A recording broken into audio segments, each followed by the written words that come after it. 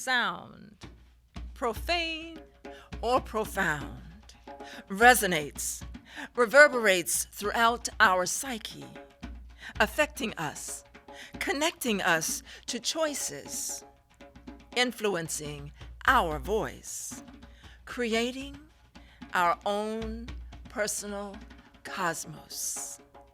Beyond sound, even beyond word, voice tells our story, uniting or dividing, freeing or confining. Which mode does your soul claim as home?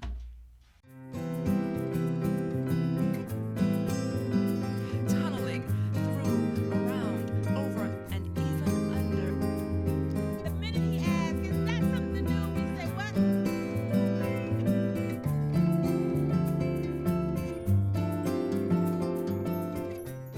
Hello and welcome to Sojourn with Words.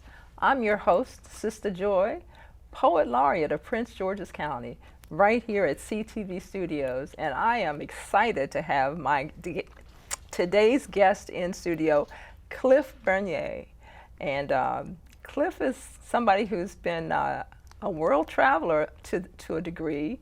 He's certainly made his name as a poet. As you can see, I don't know if the camera can pick up all these wonderful productions here, but he's quite prolific, musician as well as poet, jazz musician, I might add. So Cliff, welcome to Sojourn with Words. Thank you. I'm very happy to have you. Let me share a little bit about you before we actually begin our interview or conversation. Cliff's The Silent Art won the 2010 Gival Press Poetry Award. He's also the author of 2 poetry chapbooks, Earth Suite, the Montserrat Review's Best Chapbook, Summer 2010, and was nominated for a Library of Virginia Award, and also Dark Berries, one of Montserrat Review's best books for spring reading 2010. He's appeared on the National Public Radio show, The Poet and the Poem, with our very good friend Grace Cavalieri, now Poet Laureate of the state of Maryland. Absolutely. Yes. And he's also published online and is featured on a CD of poetry, duets, Poetry in Black and White, as well as three jazz poetry CDs, live at Iota Club and Cafe, live at Bistro Europa, and live at O'Shaughnessy's. Continuing theme, live. You bring it to the community. Tell us a little bit. I know as a musician, you have the focus on the performance because it's just a natural part of it. But what is it that makes poetry so significant to you, even over jazz perhaps, or is it? Well, poetry is and was my first art. Okay. I started writing when I was about 11. And I've always been attracted to the musicality of words, even from the start. And was part of what they used to call a forensics team in high school, where we did readings, oral presentations, and I was on the poetry part of it. So I was always reciting and bringing sound into the poetry. Okay, so when you talk about bringing sound, of course the human voice has a sound of its own, but you also have another sound that you bring to your poetry. Tell us about your harmonica, or I should say the harmonicas that you bring to poetry. Well, I started playing harmonica as a teen after a serious case of writer's block. Oh. And I needed to express myself, and the harmonica is the instrument that's closest to the human voice. Right. And so that's the one that appealed to me, and that's the one I started playing. And I've seen some of your collection of harmonicas. I don't presume to believe that that's all of them, but the range of versatility for the different, tell us a little bit about, because I'm hoping that you're going to play some while you're with us here today. I will. So tell us, there were a couple of names that you tossed out earlier. Well, most people start off playing the 10-hole diatonic, and Diatonic. that has the whole notes. It's most of us get one as a toy as a kid, but Gotcha. they can be very sophisticated instruments in the kinds of reeds that are in them, the cover plates, the materials used. And then there's the chromatic harmonica, which is usually a 12-hole, which has 3 octaves, and it has a slide that you push in that gives you gives you the sharps, basically, the half tone above. Now, is there a particular, I guess, feel for the poem that allows you to select which harmonica, or not have a harmonica? Absolutely. Lately, I've been writing for the harmonica.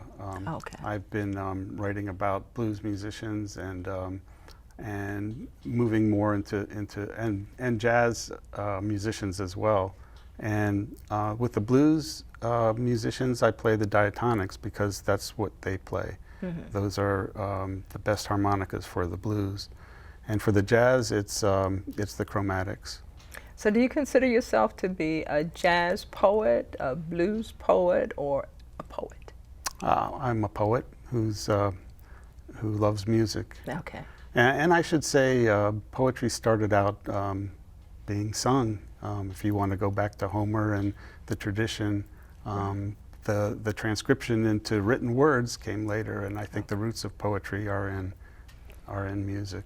And probably because that allowed for memorization with the musicality and the rhythms, passing down the history, as it were, through poetry. Exactly. Okay. Yeah. So is the majority of your poetry related to music, or do you just use that as a tool to enhance what you would typically share?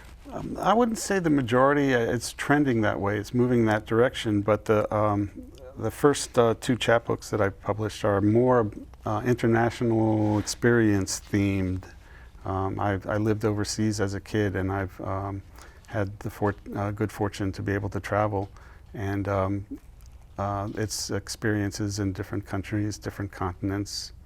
Well, I see that you've been featured in readings in LA, San Francisco, Seattle, Chicago, Detroit, Buffalo, Philly, and of course Washington, D.C. And you said that you did live in Paris for a while. Your name is a French name. Yeah. So you're the traveling man, the poet who, do you find that the poetry you encounter in different parts of the world changes, or is there a common thread that you find that your poetry fits in pretty much wherever you land? Well, it's the cultural experiences that are fascinating to me, and I think they fit in. I recently was invited to perform in southern Germany, and I did some of the music poems, and I did some of the cultural poems, and I felt like I was right at home. Okay. Do you often share poems about the experience, the life experience here in America, abroad, or do you tend not to do that?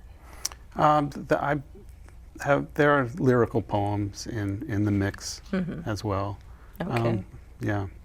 Okay, now I see also that you've been judge for the National Endowment for the Arts, Poetry Out Loud. Now that's for high school students, is that correct? Yes. So what do you find intriguing about working with young poets?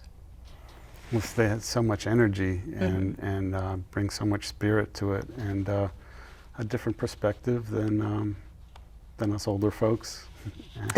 Than us older folks. Okay, your words, not mine. Okay, so you said you started when you were a child. What are aside from music, what are some of your major poetic influences?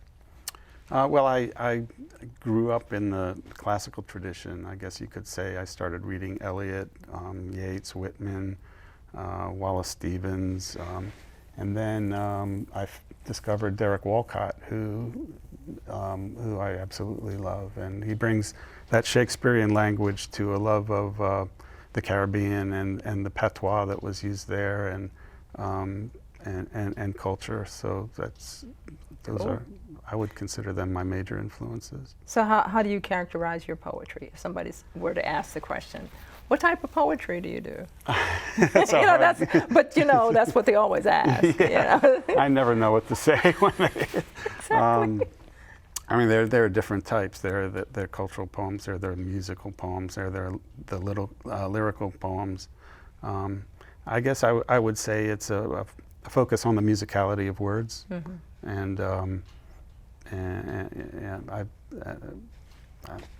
that's how I would characterize it. So when it comes to the writing process itself, are you methodical? Are you a daily writer? Do you write in the wee hours of the morning? Are you inspired by events that pull you to write episodically, or what is your method for coming to poetry as a writer? Well, there are several ways. If a line comes to you, and sometimes they just pop into your head, you've got to capture it because it'll vanish if you don't. Yeah. So it always starts with a first line, and it's best when it just comes to you, and then you can develop it from there.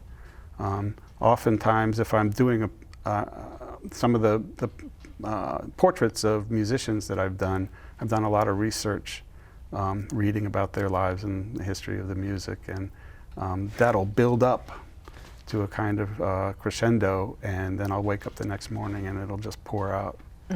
Okay. Yeah. Okay. So who's your favorite poet? Have to ask. Have to ask. Well, I would have to say Derek Walcott if I had to Okay. choose. So where do you see poetry taking you? I mean, we all know that poetry is a journey. It's about the traveling and not so much about the destination, but where do you envision that poetry is really taking you? Well, I think poetry has been a way for me to make sense of the world, to understand the world, my experiences, what I think. I've explored that. For a while I was deeply into physics, and then for a while I was deeply into geology. But I think it's taking me towards a better understanding of the world for me, and my place in it. And I'm hoping that it'll take me more into the weaving of poetry and music together. So I see you're quite prolific. You have CDs, and you have chapbooks, and you have books. Our guests would like to be able to follow you. So how can they follow you online? I do have a website, cliffburnierpoet.com. You can find it if you search on Cliff Burnier. cliffburnierpoet.com. Yep. Okay, and that's again, it's BERNIER. Correct. Gotcha. Yeah. Okay. Yeah, I have to update it, but it is there. Are your products available for purchase on your website? They are. The silent art is available through Amazon, Okay. and the others you can contact me. Sure. And as far as where you'll be appearing, I see you host poetry as well as write poetry. Well, I did host for 5 years at the Borders Bookstore down at Pentagon City, and prior to that in Old Town. But the next appearance, actually 2 places. I'm going to the National Harmonica Conference in August, and I hope to play there and do some jazz poetry there. And then at Glen Echo in October. Okay, okay. So the seasons change, but the poetry remains. What is one parting word that you would like to say to poets or poetry enthusiasts, or even possibly someone who's contemplating poetry but hasn't quite put their toe in the water? I would say just do it. Just let the words flow. The editing will come later. You've got to get it down on paper. Okay, get it on paper. Yeah. Well, that's the word that we poets love to hear.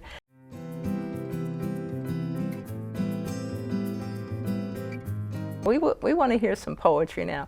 We thank each of you for being with us. Our guest again is Cliff Bernier here at CTV Studios.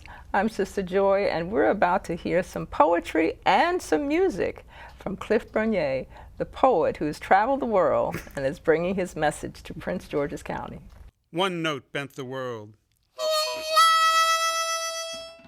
Move time from 1912 to 1893 to 1908 to 1899. Change names from Alec to Alex to Willie to Rice to Little Boy Blue, from Ford to Miller to Williams to Williamson to Sonny Boy Williamson. Already John Lee Curtis Williamson blowing in Chicago and famous. All the better to be Sonny Boy, the original, there ain't no other. Like a tall tale of a fish fry, like a shuffle at a juke joint, like a sharecropper playing his way out, shucking cornmeal on the radio. King Biscuit, first black hero of the Deep South, didn't crate crap from nobody. Not Big Joe Williams, not Elmore James, not Robert Johnson stomping country suppers and house parties, saddlebags slapping donkeys at cotton gins, shackled for hanging a white man's mule, squandering his band's money on whiskey, Reverend Blue hoboing the Delta to lonesome trains and chugging whistles. With Robert Nighthawk, Paris with Muddy Waters and Memphis Slim, torching a rabbit in a percolator, setting his hotel room on fire, stabbing a man on a London street in his harlequin suit and bowler hat, rolled umbrellas and attaché case, packing his harmonicas, his tunes, his bent note like a baby's wail. Home to Mississippi, to Tutwiler, to a boarding house, he said, spitting blood into a coffee can for his last gig.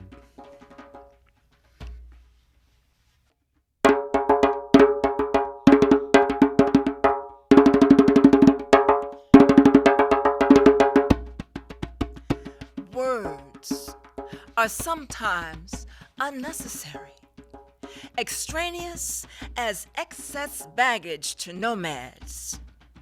When the voice of the drum is heard, all else becomes raucous noise, distractions pulling us from the word. Her call echoes within souls of passers-by of any age, sending even silent rhythms to awaken purpose and passion. Chosen souls know her voice. She calls to them with tenderness, exquisite yet relentless. Forever their mistress, she is the original queen of the continent, born to carry the message. Hear her heartbeat. Hear her heartbeat. Hear her heartbeat. Hers is the eternal voice of the universe. Hers is the voice of life.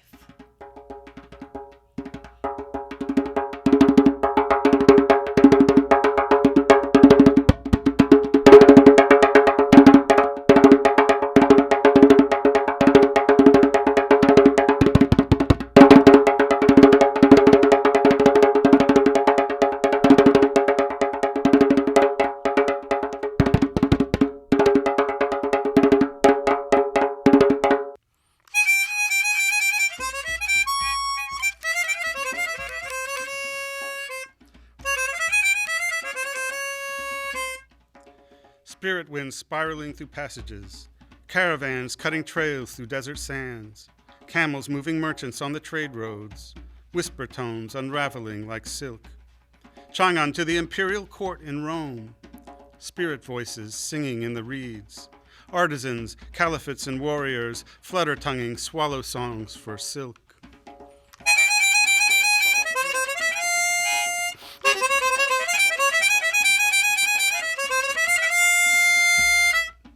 Offer to the goddess of silkworms, fuchsia, nugua, and twine, mirror slips and satin robes from the land of fish and rice. Soften the gum and the binding thread, spin filaments like moonlit trails to the quarreling wind in the mulberry leaves, the silk road in the cocoon.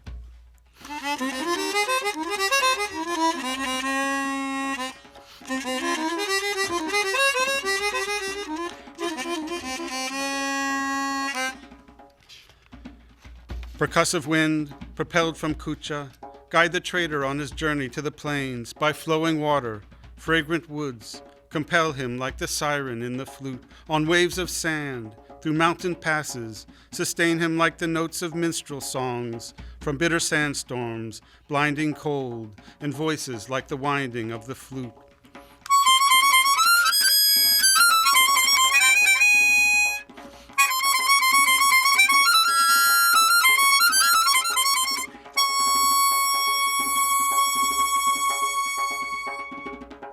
Suspended between darkness and light, Aspara, mendicant on the path, compose your mystic strand in harmonics like the Ashik. From the wine-colored mountains of Persia, find scrolls in the grottos of faith, in the pure sword of the spirit, trail of the eightfold way.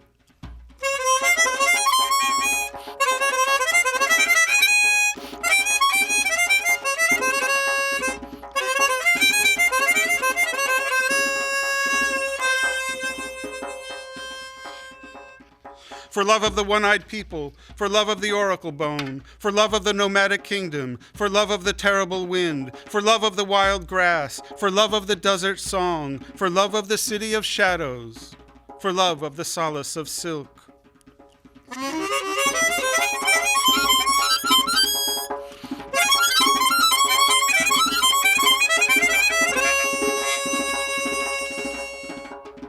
Spirit winds spiraling through passages, caravans cutting trails through desert sands, camels moving merchants on the trade roads, whisper tones unraveling like silk.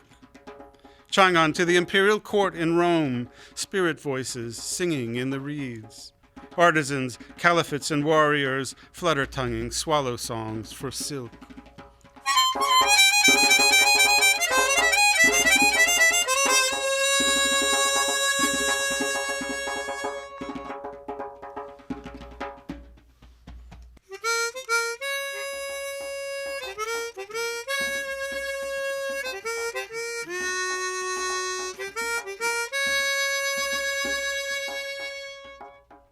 In the limit of form is love. At the limit of form is love. Within the limit of form is love. Beyond the limit of form is love. Love caressing the summer field and the harmony of days. Love caressing the wound of loss and the sorrow of broken days. Love receiving the grace of love and the melody of days. Love embracing the devotion of love and surrender of restless days.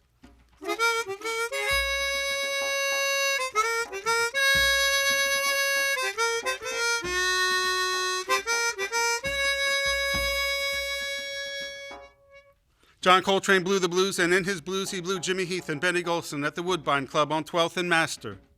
John Coltrane blew the blues, and in his blues he blew Bird and Diz at the 5 Spot. John Coltrane composed chords, couplets, honks, compassion, arpeggios, gospels, third connected clusters, broken rhythms, polyrhythms, improvised ostinatos, multiphonics and prophecies of hailstorms and sonic waterfalls, seraphic squeals, screeching epiphanies, sheets of sound. John Coltrane composed High Point, Spruce Street, Segregation in Alabama, lyrical textures, modal conversations, pentatonic penetrations, giant steps, revelations, codas in every key. Blue Train, Coltrane, Soul Train, chasing the train. Love in the merciful wonder of knowledge. Love in the gracious resolution of God. Love comes love, no greater love, a love supreme.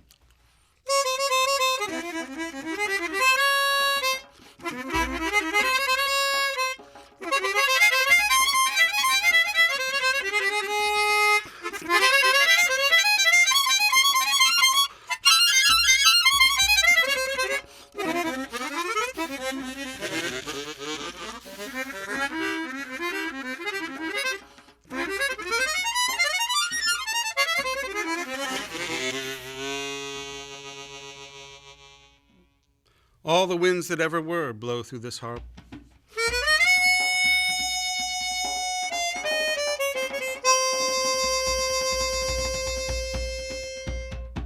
The Scirocco, scorching Africa. The Mistral, storming the Rhone. Trade winds charting the Indies. Westerlies pumping heat from the horse latitudes to the coasts of Capricorn and Cancer.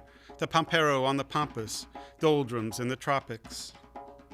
All the winds that ever were blow through this harp.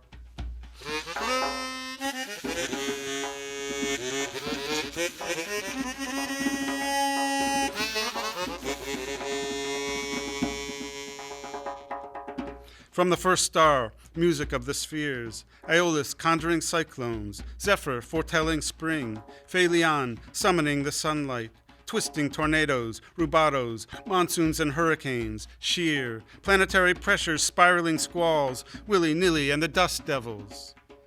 All the winds that ever were blow through this harp.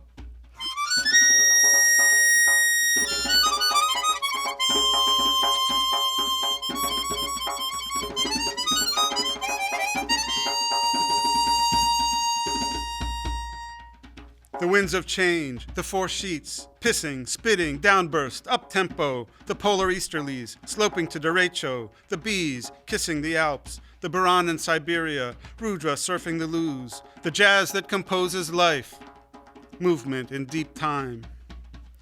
All the winds that ever were blow through this harp.